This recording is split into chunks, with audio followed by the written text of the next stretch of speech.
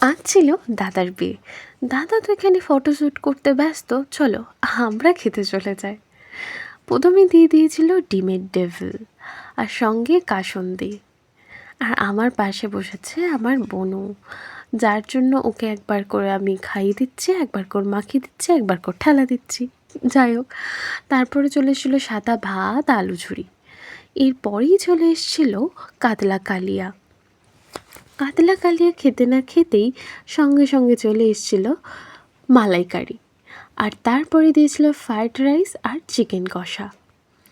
Fried rice chicken কষা খাওয়ার পরেই ছিল চাটনি পাঁপড়, তার সাথে ছিল মিষ্টি রসগোল্লা। রসগোল্লা আমি নিই না, আর সন্দেশটা খুব সুন্দর হয়েছিল খেতে। যাই হোক, খাবার দাবার সমস্ত কিছু কিন্তু দারুণ ছিল। আইসক্রিম খাওয়া হয়ে গেছে, চলো এদিকে দেখছি বিয়েও শুরু হয়ে গেছে। টাটা।